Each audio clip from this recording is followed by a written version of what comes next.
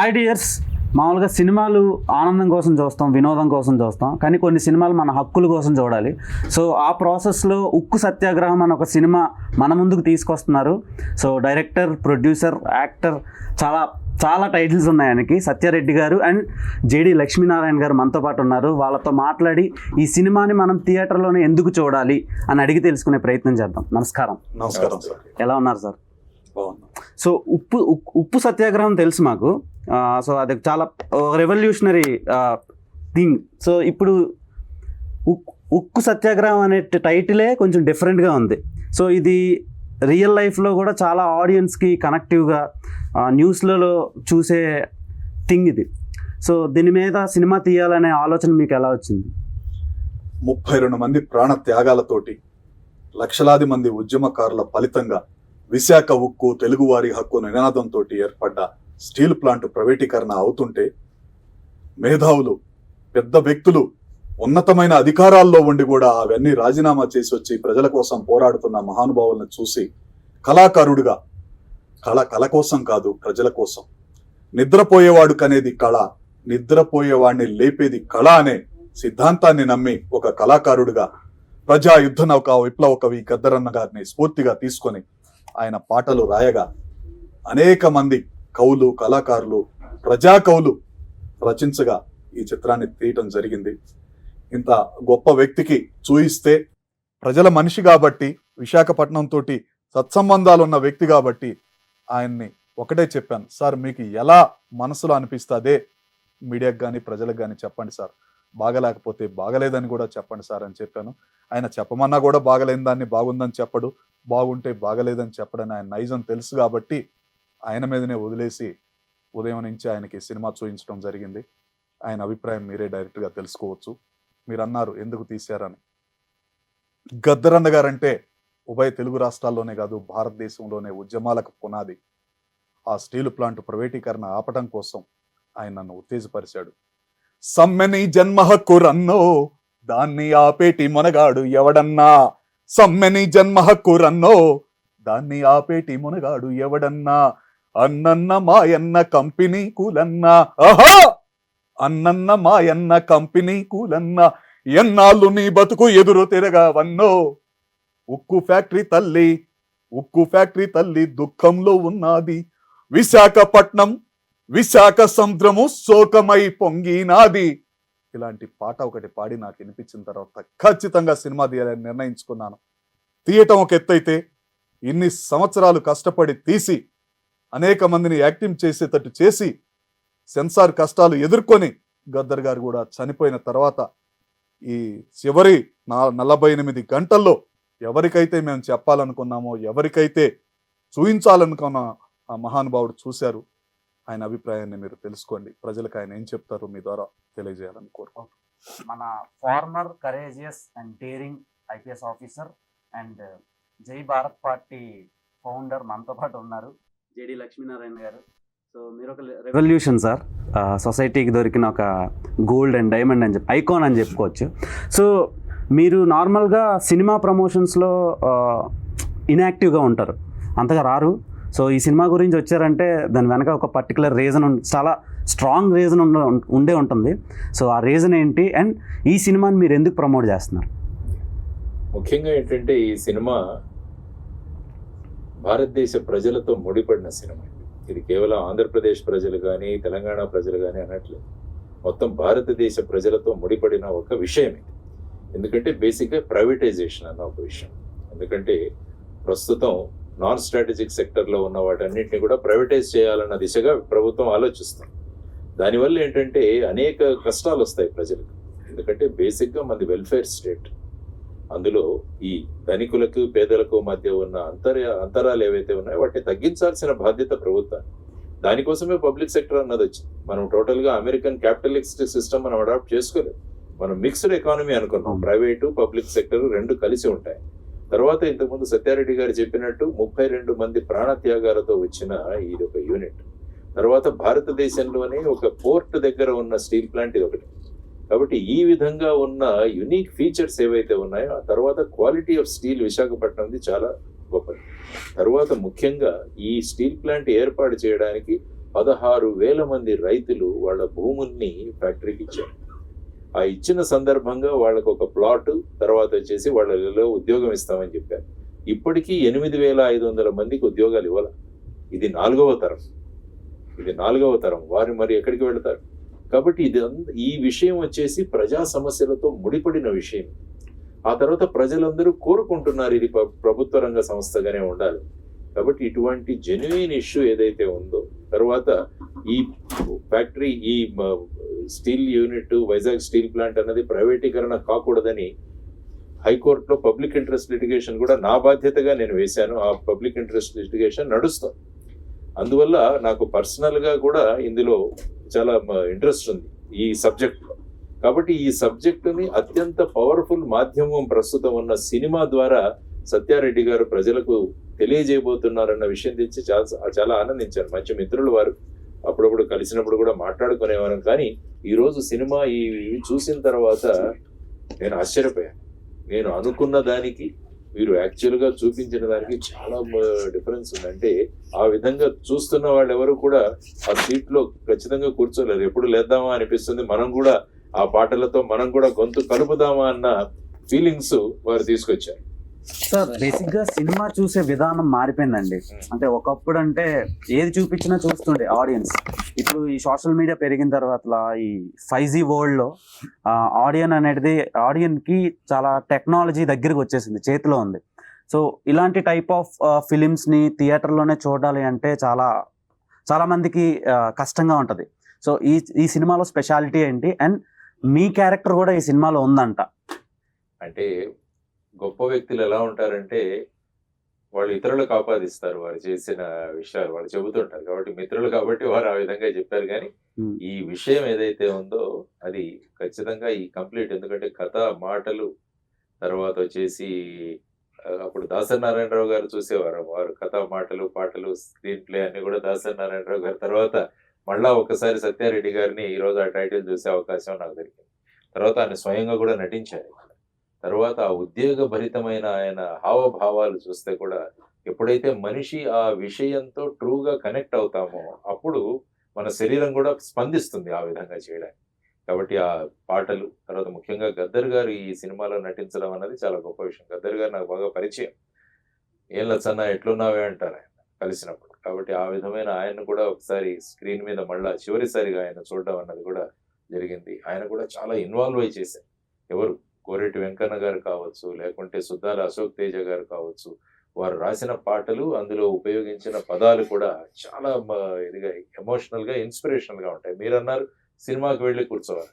Cinema సాధారణంగా మనం ఒక ఎంజాయ్మెంట్ కోసం లేకుంటే టైంపాస్ కోసం చూస్తుంటాం. కానీ కొన్ని సినిమాలు మన సామాజిక బాధ్యతతో చూడాల్సిన అవసరం కూడా ఉంది.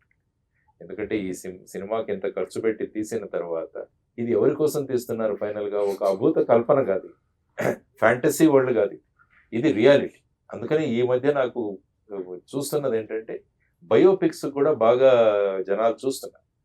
రియల్ టైమ్ స్టోరీస్, బయోపిక్స్ కూడా ఈ మధ్య ఆడియన్స్ పెరిగారు. ఫ్యాంటసీలో ఉండడం కన్నా నిజమైన రియలిస్టిక్ ఇష్టపడుతున్నారు. కాబట్టి ఇది కూడా రియలిస్టిక్, ప్రజల యొక్క సమస్యలతో ముడిపడిన సినిమా. కాబట్టి నేను చెప్పినట్టు ఇది కేవలం ఎంటర్టైన్మెంట్ మాత్రమే కాదు, ఇందులో సామాజిక బాధ్యత ఉంది. సామాజిక బాధ్యతతో వీరు సినిమా తీసినప్పుడు మనం కూడా సామాజిక బాధ్యతతో స్పందించడం అన్నది మనిషి యొక్క లక్షణం. కాబట్టి ఈ సినిమా ఖచ్చితంగా సినిమాలో థియేటర్లో చూడండి అని నేను మీ ద్వారా, దేవ్ గారి ద్వారా తెలియజేస్తున్నాను వీక్షకులందరికీ కూడా. Treat it as a social responsibility. ఎందుకంటే మన సమస్య, మనం ఇల్లు కట్టుకునే స్టీల్ గురించి ఉన్న సమస్య, క్వాలిటీ స్టీల్ ప్రొడ్యూస్ చేసే స్టీల్ ప్లాంట్ యొక్క సమస్య, అది స్టీల్ ప్లాంట్ సమస్య కాదు, మనందరి సమస్య.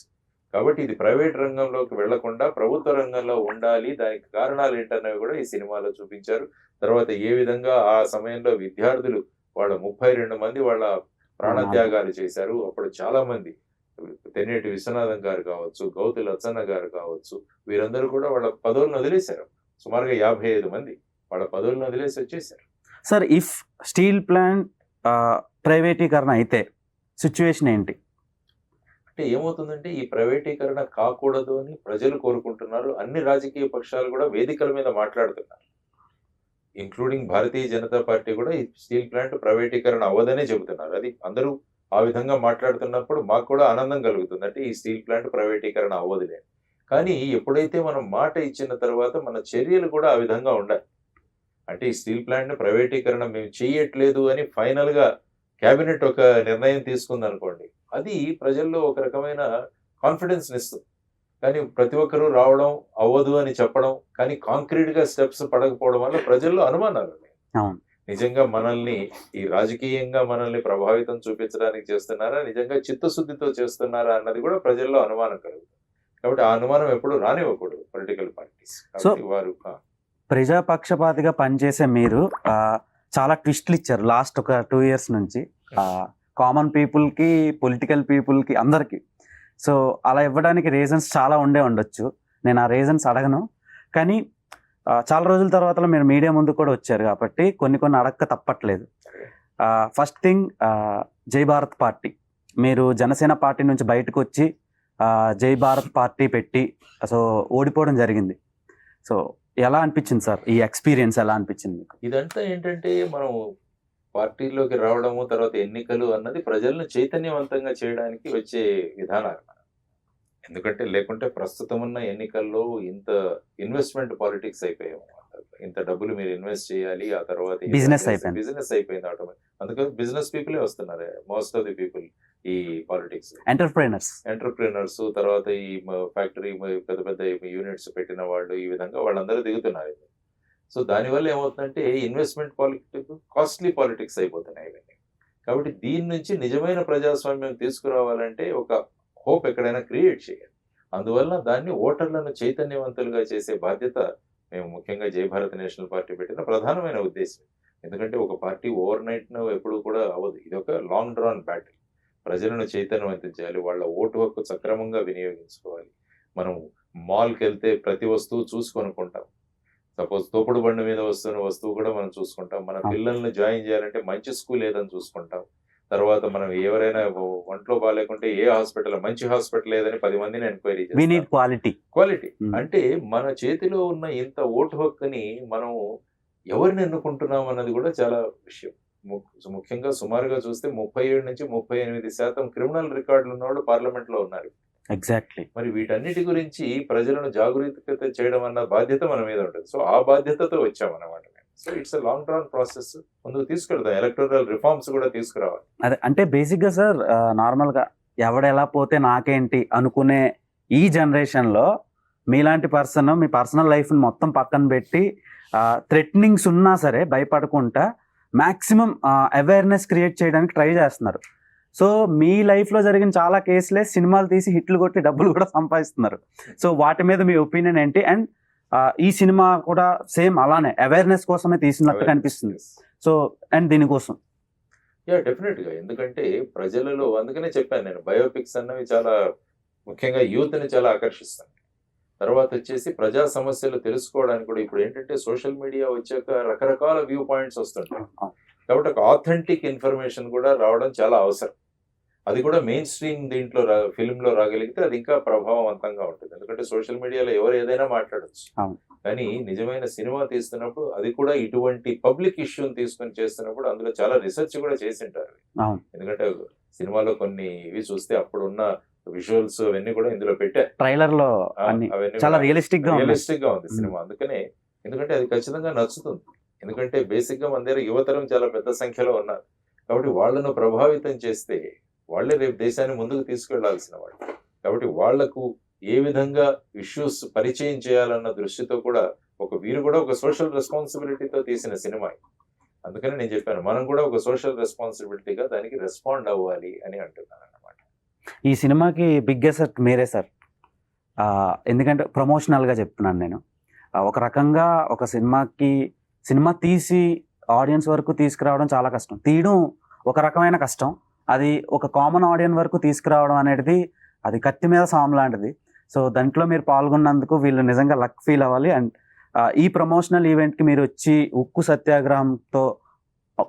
సత్యాగ్రహం ఆడియన్స్కి చూడమని మీరు మీ వాక్యాల్లో ఎలా చెప్తారు ఆడియన్స్? డెఫినెట్గా, ఎందుకంటే మన ప్రజాస్వామ్యంలో మన జీవితాలతో అనేక అంశాలు ముడిపడి ఉంటాయి. ఆ అంశాల గురించి మనకు ఒక అవగాహన ఉండడం చాలా అవసరం. ఆ అవగాహన మనం పేపర్లో చదవచ్చు, లేకుంటే టీవీ ఛానల్స్లో చూడవచ్చు. కానీ మన భారతదేశంలో, ముఖ్యంగా దక్షిణ భారతదేశంలో అత్యంత పవర్ఫుల్ ఏదైనా మీడియా ఉంటే అది సినిమా. ఎందుకంటే లక్షలాది మంది ఫ్యాన్స్ ఉంటారు. ఒక్కొక్క సినిమా హీరో తీసుకుంటే లక్షలాది మంది ఫ్యాన్స్ ఉంటారు. తర్వాత రాజకీయాల్లో కూడా సినిమాలో ఉన్న వాళ్ళని ఆదరించింది మన దక్షిణ భారతదేశం. అటు తమిళనాడు కావచ్చు, ఇటు ఆంధ్రప్రదేశ్ కావచ్చు, కర్ణాటక, ఇవన్నీ కూడా వీళ్ళందరూ కూడా ఈ విధమైన ప్రభావం. కాబట్టి అటువంటి ఆడియన్స్ను ప్రభావం చేసేది మళ్ళా ఇటువంటి సినిమాలే. అందువల్ల ఈ సినిమా మాధ్యమం ద్వారా ఈ నిజ సమస్యను, నిజమైన సమస్యను మీ ముందు ఉంచడానికి ప్రయత్నం చేస్తున్నారు. కాబట్టి చూడండి, అందులో మీకున్న కామెంట్స్ ఇవ్వండి. ఇంకా దాంట్లో ఏమన్నా మీకు అనుమానాలు ఉంటే కూడా వారు ఖచ్చితంగా నిరసన చేస్తారు. ఫైనల్గా మనకు కావలసినది ఏంటంటే, ఈ విశాఖపట్నం స్టీల్ ప్లాంట్ అన్నది ప్రభుత్వ రంగ సంస్థగా కొనసాగాలి అన్నది ప్రజల యొక్క అభిప్రాయం. ఎందుకంటే మనకు లోక్సభలో కానీ శాసనసభలో ఉన్న వాళ్ళు ప్రజాప్రతినిధి. ఎందుకంటే పీపుల్. కాబట్టి ప్రజా అభిప్రాయాన్ని వాళ్ళు అక్కడికి తీసుకువెళ్ళి ఆ విధంగా నిర్ణయాలు తీసుకోవాలి. లేకుంటే వాళ్ళేదో నిర్ణయం తీసుకొని ప్రజల మీద రుద్దడం, అది ప్రజాస్వామ్యం కాదు. అదేమవుతుందంటే నిరంకుశత్వం. కాబట్టి ప్రజాస్వామ్యంలో ప్రజలందరూ ఈ విధంగా కోరుకుంటూ, దానికి ప్రజలు కూడా సింపుల్ సొల్యూషన్లు ఇచ్చారు.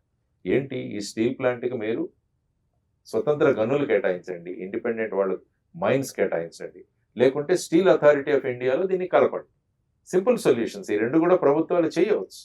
మరి ఆ విధంగా చేయడానికి ఇంత సమయం ఎందుకు పడుతుందని ప్రజలు అడుగుతున్నారు. కాబట్టి దాన్నే ఇందులో ప్రతిబింబించారనమాట. ఇంత సింపుల్ సొల్యూషన్ ఉన్నా కూడా మనం ఈ విధంగా ఎందుకు చేయట్లేదన్నది ప్రజల్లో ఉన్న ఆలోచన, వాళ్ళ అనుమానాలను ఇక్కడ చిత్ర రూపంగా చూపించి, మళ్ళా దీని ద్వారా ప్రజల్లోనూ ప్రభుత్వం మీద కూడా ఇంపాక్ట్ కలుగజేసే విధంగా ఉంది ఈ సినిమా. ప్రభుత్వం కూడా మా బాధ్యత ఎక్కడో విస్మరిస్తున్నామన్నది కూడా ఈ సినిమా చెబుతుంది. వాళ్ళకి ప్రభుత్వం కూడా మన బాధ్యత ఎక్కడో విస్మరిస్తున్నామన్న వారికి కూడా ఒక చొరక అనిపిస్తుంది ఖచ్చితంగా ఈ సినిమా. ఓకే, సత్యారెడ్డి గారు నార్మల్గా ఒక యాక్టర్గా చేయడం అనేది టఫ్ అన్నమాట. చాలా కాంప్లికేషన్స్ ఉంటాయి. ఒక ప్రొడ్యూసర్గా చేయడం అతనికి ఒక కాంప్లికేషన్ ఉంటుంది. తర్వాత ఒక రైటర్గా చేయడం అతనికి ఒక వర్క్ చాలా హార్డ్ ఉంటుంది అన్నమాట. సో ఇవన్నీ మీరే నెత్తినేసుకొని వర్క్ చేశారు కదా. సో సార్ అన్నట్టు మన సౌత్ ఇండియాలో చాలామంది స్టార్స్ ఉన్నారు, సూపర్ స్టార్స్ ఉన్నారు.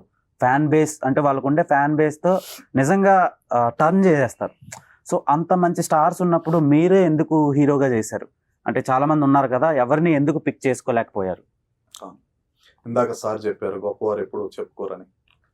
గద్దర్ గారు రీసెర్చ్ చేసి తెలుగు రాష్ట్రాల్లో ఎవరైనా నిజాతీపరుడు ఉన్న ఆఫీసర్ కానీ నాయకుడు కానీ ఉన్నారంటే సార్నే పరిగణలోకి తీసుకున్నారు. మీరు ఇందాక చెప్పారు ఆయన స్టోరీలు, నిజ జీవితంలోని స్టోరీలు తీసి హిట్లు కొట్టి డబ్బులు కూడా సంపాదించారని. కొంతమంది అలా తీసుకుంటే ఆయన ఉన్నత భావాల్ని, ఉద్యమ భావాల్ని గద్దర్ గారు ఊహించుకొని, ఒక ఇన్స్పిరేషన్ కావాలి ఒక క్యారెక్టర్కి, ఖచ్చితంగా ఆయనను ఊహించుకొని, అక్కడ ఉన్న ఉద్యమకారులని ఊహించుకొని, జరిగిన హిస్టరీని తీసుకొని ఖచ్చితంగా ఆయన దృష్టిలో పెట్టి తీసుకున్నాం. లాస్ట్ మినిట్ వరకు ఆయనకి ఎందుకు చెప్పలేదంటే, థియేటర్లు కానీ మీకు తెలిసినే ఉంటుంది, ఇలాంటి సినిమాలకు ఇవ్వటానికి ముందుకు రాకపోవచ్చు. ఈ టైప్ సినిమా అనేది ముందే ఎందుకు అది చెప్పాలని. కానీ వేయలేని థియేటర్లు కొంతమంది, మా థియేటర్లో ఈ సినిమా ఆడితే బాగుండేదేమో అనే రోజు ఇంకో 48 గంటల్లో రాబోతుంది. మీరు అన్నారు ఆయన సెట్, చాలా మా అదృష్టం. నాకంటే కూడా విశాఖ ప్రజలు, స్టీల్ ప్లాంట్ ఉద్యోగులు, భూ నిర్వాసితుల అదృష్టం ఆయన ఈ సినిమా చూడటం.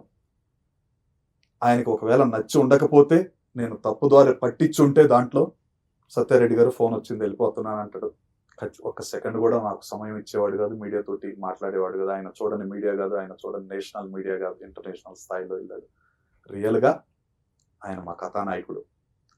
ముందు చెప్తే దాని మీద ఎన్ని ఇబ్బందులు ఉంటాయన్న కారణంతో అన్ని రెడీ అయినాక రిలీజ్కి వెళ్ళే ముందు చెప్తున్నా. మనస్ఫూర్తిగా మీ ద్వారా సార్కి ధన్యవాదాలు. ఈ చిత్ర యూనిట్ అందరి తరపున, గద్దర్ గారి ఆత్మ తరపున, గద్దర్ గారి కుమార్తె తరపున కూడా హృదయపూర్వక. ఆమె చెప్పింది డయాస్ మీద, మిమ్మల్ని చూస్తూ పెరిగాం సార్, మాలో ఇన్ని భావాలు ఉన్నాయంటే మీరు కూడా ఒక ఇన్స్పిరేషన్ సార్. అలాంటి వాళ్ళు తెలుగు రాష్ట్రాల్లో ఎన్నో వందల వేల మంది ఉన్నారు, వాళ్ళల్లో నేను ఒకడిని. రాజకీయాల్లో వేరుగా ఉన్నా కానీ భావాల్లో, ఉద్యమాల్లో ఎన్నోసార్లు కలిసాం ఆయనతోటి. చాలాసార్లు చెప్పాను సార్ మీరంటే ఇన్స్పిరేషన్ అని, వాళ్ళల్లో నేను ఒకడిని. ఈ కథానాయకులు మీరు అన్నట్టు నేను అడిగితే చాలామంది వస్తారు. నేను చాలామంది కథానాయకులతోటి 53 సినిమాలు తీశాను. ఇదే ఛాంబర్లో ప్రొడ్యూసర్ సెక్టర్ చైర్మన్గా ఎలక్టెడ్ బాడీలో గెలిచాను. కానీ ఒక అమ్మాయిని పెట్టుకున్నాం హీరోయిన్గా, ఒక క్యారెక్టర్ని. ఒక వారం రోజులు యాక్ట్ చేసిన తర్వాత 2 డైలాగులు వినేసి ఇది ఏదో తేడా కొడుతుంది, మాకేదో మళ్ళీ కమర్షియల్ సినిమా కాదని నా డబ్బులు నాకు ఇచ్చి పారిపోయింది. అలా రీషూట్ చేసాం. గద్దర్ గారు చెప్పినా కూడా ఆవిడ అలా పెద్దవాళ్ళు ముందుకు రాకపోవచ్చు, వాళ్ళ రిస్ట్రిక్షన్స్ ఉంటాయి. పెద్ద హీరోయిన్ తోటి నేను చేశాను, వరల్డ్ మిస్ వరల్డ్ తోటి కరిష్మా కోటక్, శంకర్ దాదా జిందాబాద్లో చిరంజీవి గారి పక్కన చేసిన అమ్మాయి తోటి 2వ సినిమా నేను హీరోగా, అమ్మాయి హీరోయిన్ గా చేశాను. నాకు తెలియని ఇండస్ట్రీ కాదు, నాకు తెలియని డైరెక్టర్ లేరు, హీరోలు లేరు, హీరోయిన్స్ లేరు. 25 సంవత్సరాల నుంచి ఇదే కళామ తల్లిని నమ్ముకొని ఉన్నాను. నా కుటుంబం, నా మిత్రులందరూ కూడా వందలాది మంది ఉన్నారు. చేయలేరేమో, వాళ్ళు ముందుకు రారేమో నుంచి దాన్ని అప్రోచ్ కాలేదు తప్ప పెద్దోళ్ళతోటి చేయాలని ఉంది. ఎవరు చేయనప్పుడు నాకు తప్పదు కాబట్టి చేశాను. చాలా చేంజెస్ జరిగినాయి మన ఏపీ అండ్ టిఎస్ పాలిటిక్స్ లో. మీరు బయటకు వచ్చిన తర్వాత వాళ్ళ సిద్ధాంతాలు బాగాలేదని బయటకు వచ్చారు మీరు. సో ఇప్పుడు ఎలా ఉంది సార్, రూలింగ్ ఎలా అనిపిస్తుంది? రూలింగ్ ఎప్పుడు కూడా నేను కోరుకునేది ఏంటంటే ప్రజల యొక్క స్థితిగతులు మారాలి.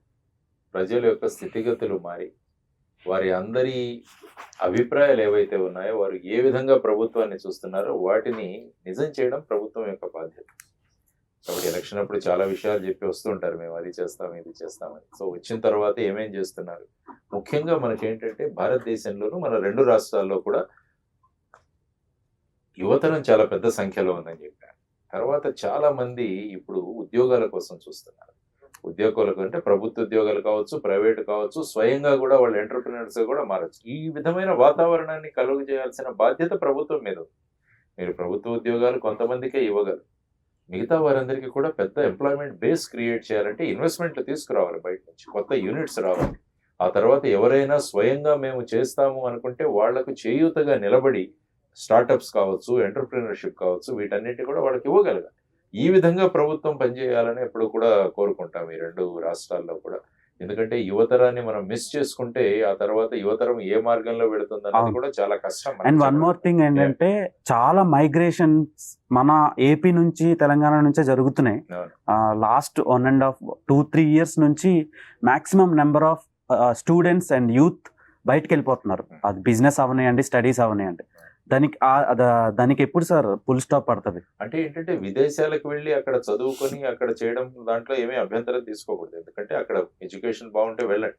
అందుకనే ఎప్పుడు ఏంటంటే లెర్న్, ఎర్న్ అండ్ రిటర్న్ అంటాం. అక్కడ వెళ్ళి చదువుకోండి, సంపాదించండి, మళ్ళీ దేశానికి రండి. చేసి ఇక్కడ మన దేశంతో మన బాధ్యత ఉంది. We have to pay back to the society. ఈ సొసైటీ నుంచి ఎంతో తీసుకున్నాం కాబట్టి మళ్ళీ ఈ సొసైటీకి ఇవ్వాల్సిన బాధ్యత మన మీద ఉందని. తరువాత ఈ మైగ్రేషన్ జరగకుండా చూడాల్సిన బాధ్యత కూడా మళ్ళా ప్రభుత్వాలు, గవర్నమెంట్ది. ఎందుకంటే ఆ విధమైన అట్మాస్ఫియర్, ఆ విధమైన ఇండస్ట్రియల్ సెటప్, ఆ తర్వాత ఆ విధమైన యూనివర్సిటీస్, ఇవన్నీ కూడా చేయాల్సిన బాధ్యత ప్రభుత్వం మీద ఉంది. కాబట్టి ఆ విధంగా ప్రభుత్వాలు ఆలోచిస్తూ ఈ మైగ్రేషన్ నేను ఎలా తగ్గించగలను, అక్కడ నుంచి మైగ్రేషన్ ఇక్కడికి ఎందుకు రాకూడదని ఆలోచించాలి ప్రభుత్వం. అమెరికా వాళ్ళు వచ్చి ఇక్కడ చదువుకోవాలని వాళ్ళకి ఎందుకు కోరుకోవట్లేదు? ఆ విధమైన పరిస్థితిని కల్పించాల్సిన బాధ్యత మనది. ఆ విధంగా చేసుకుంటూ వెళుతూ తర్వాత ఈ భావోద్వేగాలు ఇవన్నీ రెచ్చగొట్టకుండా డెవలప్మెంట్ మీదే అందరూ కనుక మనం కాన్సన్ట్రేట్ చేయగలిగితే తర్వాత ఈ పొలిటికల్ పార్టీస్ కూడా అపోజిషన్ వీళ్ళు రోజు కొట్టుకోవడమే సరిపోతారు. అలా కాకుండా ఎలక్షన్స్ అయిపోయిన తర్వాత అందరూ కన్స్ట్రక్టివ్గా కనుక కూర్చొని సలహాలు సూచనలు తీసుకుని వెళ్ళగలిగితే మనం అభివృద్ధిలో పోటీ పడతాం. లేకుంటే ఎవరిని ఎలా తిడుతున్నామని దీంట్లో పోటీ పడుతున్నాం మనం ఎక్కడ చూసినా కూడా. కాబట్టి అది పోటీ కాకూడదు, పోటీ అభివృద్ధి. అందరం కలిసి రాష్ట్రాన్ని ఎలా అభివృద్ధి చేయగలం అన్న దాని మీద వాళ్ళు కాన్సన్ట్రేట్ చేయాలని నేను కోరుకుంటాను. ఓకే, ఎనీథింగ్ సెక్యులరిజం పేరుతో చాలా లొల్లిలు జరుగుతున్నాయి, బయట చాలా గొడవలు జరుగుతున్నాయి. అది రిలీజియస్ డిస్క్రిమినేషన్ కావచ్చు, ఎక్కడైనా కాదు, బంగ్లాదేశ్లో కూడా సేమ్ ఇష్యూస్. సో వాటి మీద మీ ఒపీనియన్ సార్? ఇప్పుడు ఏంటంటే మనం బేసిక్గా నేను అందుకనే అంటాను, మన మతం మన పూజ గదిలో, మన కులం మన గడప దగ్గర ఆగిపోవాలి. మనం ఇంటి నుంచి బయటపడిన తర్వాత అందరం కూడా ఈ దేశం యొక్క పౌరులు అన్న భావనతో మనం ముందుకు వెళ్ళాలి.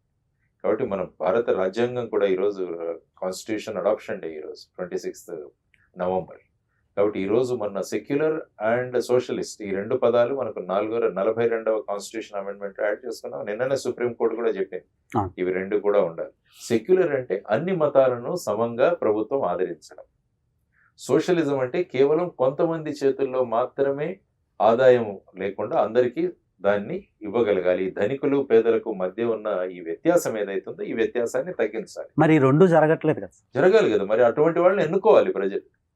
మరి అటువంటి ఆలోచనలు ఉన్న వాళ్ళని చేసుకోవాలి. ఇప్పుడు ఈ ఉక్కు సత్యాగ్రహం అవుతోంది, ఉద్యమం అవుతోంది అంటే ఏ విషయం కూడా ఉద్యమం స్థాయికి వెళ్లకుండా చూసుకోవాల్సిన బాధ్యత ప్రభుత్వాల మీద ఉంది. అంటే ఫైనల్ గా ఇప్పుడు చూసాం, మన రైతులది కూడా మనం చూసాం. రైతులు కూడా ఒక సంవత్సరం రోజు వాళ్ళు అక్కడ బార్డర్ లో కూర్చోవడం వల్ల ఆ 3 చట్టాలను వెనక్కి తీసుకెళ్లాల్సి వచ్చింది. ఎప్పుడు కూడా ప్రభుత్వాలు ప్రజల యొక్క అభిప్రాయాలను తీసుకొని వాటిని స్పందించి వాళ్ళతో డైలాగ్ ఇవ్వాలి, వాళ్ళతో చర్చించాలి. మా నిర్ణయం ఇలా ఉంది, మీరు ఇలా అంటున్నారు, అందరూ కూర్చొని చర్చించుకొని ఫైనల్ గా దానికి ఒక సొల్యూషన్ తీసుకురావాలి. అలా కాకుండా మేము ఇదే చేస్తాము అంటే ఫైనల్ గా ఇలాంటి సత్యాగ్రహాలు చేయాల్సిన అవసరం వస్తుంది. ఆ అవసరం రాకూడదు ఎప్పుడు కూడా ప్రభుత్వం. సో ఆ విధంగా ఆలోచించాలి. కాబట్టి ఏంటంటే ఈ సెక్యులరిజం గురించి మీరు మాట్లాడారు కాబట్టి అందరూ మనం ఒకరినొకరు గౌరవించుకోవడం, ఇదే ప్రతి రిలీజియన్ కూడా చెబుతుంది, ప్రతి మతం కూడా ఇదే చెబుతుంది. ప్రతి ఒక్కరిలో దేవుడు ఉంటాడు, ఆ దేవుడిని గౌరవించాలి అన్నదే మనం అనుకుంటున్న విషయం. కాబట్టి ఇటువంటి ఆలోచనలు చేసి ఈ విధంగా మతాలు కులాలు అని ప్రజల్ని రెచ్చగొట్టడం అది కరెక్ట్ కాదు ఎప్పుడు కూడా. కేవలం ఎన్నికల కోసం ప్రజలను విభజించడం అన్నది ఈ మతాలు కులాల పేరిట ఇంత అభివృద్ధి చెందుతున్నాం, ఇంత చదువుతున్నాం, ఇంకా మనం మతాలు కులాల మీదే మన ఆలోచనలు ఉండిపోతే మరి అభివృద్ధి దిశగా ఎప్పుడు వెళతాం మనం? ఇది అందరూ ఆలోచించాల్సిన అంశం. ఫైనల్ గా వై షుడ్ బి వాచ్ ఉక్కు సత్యాగ్రహం in theatres on November 29th అంటే మీరేం చెప్తారు? Yes, it is my social responsibility అంట. ఎందుకంటే ప్రజా సమస్యలతో ముడిపడిన విషయం, ప్రజల యొక్క అభిప్రాయాలతో ముడిపడిన విషయం, దేశం యొక్క ప్రగతి కోసం ముడిపడిన అంశం. కాబట్టి ఈ 3 అంశాలు ఉన్నాయి కాబట్టి ఈ సినిమాలో ఖచ్చితంగా చూడండి. ఇటువంటి విషయాలను ప్రోత్సహిస్తే ఏమవుతుందంటే ఇటువంటి సబ్జెక్టులు వస్తాయి. ఓకే, ఎందుకంటే ఇటువంటి విషయాలు real time problems, real time issues కి మనం ప్రేక్షకులు గనక ప్రోత్సాహం ఇస్తే ఎంతో మంది ప్రొడ్యూసర్స్ వీళ్ళు కూడా నిజమైన సమస్యలను బయటికి తీసుకొచ్చి ప్రజలకు ఇస్తారు. దీనివల్ల ప్రభుత్వాల మీద కూడా దాని ప్రభావం ఉంటుందని తెలుసుకోవాలి. కాబట్టి ఇది ఆదరించాల్సిన సామాజిక బాధ్యత ఉందని నేను అనుకుంటాను. ఓకే, అండ్ సత్యారెడ్డి గారు, 1 word అబౌట్ ఉక్కు సత్యాగ్రహం. మహనీయుల చరిత్ర, తెలుగు జాతి చరిత్ర ప్రజలకి ఈ జనరేషన్కి చూయించబోతున్నాం. ఇది తెలుగు జాతి ఏంటి, ఉక్కు సత్యాగ్రహం ఏంటి, 32 మంది ప్రాణాలతోటి సాధించుకున్న కాపాడుకోవటం ఎలా అనే దానికి సార్ చెప్పినట్టు ఇది ఒక ఇన్స్పిరేషన్గా మిగులుద్ది. సీట్లో నుంచి సినిమా అయిపోయి లేవబోయేసరికి ప్రతి ప్రేక్షకుడు తెలుగువాడు, విశాఖ ఉక్కు ఆంధ్రుల హక్కు, విశాఖ ఉక్కు తెలుగువారి హక్కు అని పైకి అంటాడు. ఒకవేళ అనలేని వాళ్ళు హృదయంలో అనుకుంటారు. ఈ సినిమా చూస్తే ఉద్యమంలో ప్రత్యక్షంగా పరోక్షంగా పాల్గొన్నట్టేనని కూడా మీ ద్వారా సార్ సమక్షంలో అందరికీ తెలియజేస్తున్నాం. Thank you sir. Thank you so much for giving your precious time to ఉక్కు సత్యాగ్రహం. అండ్ మీకు కూడా wish all the very good luck sir. So ఈ సినిమా November 29వ తేదీన థియేటర్స్లో మన ముందుకు వస్తుంది. ఖచ్చితంగా వెళ్ళి చూడండి, ఎంకరేజ్ చేయండి. ఇలాంటి ఫిలిమ్స్ ఇంకెన్నో రావాలని మనస్ఫూర్తిగా కోరుకుందాం. Until then, signing off Dev Tompala. Bye by.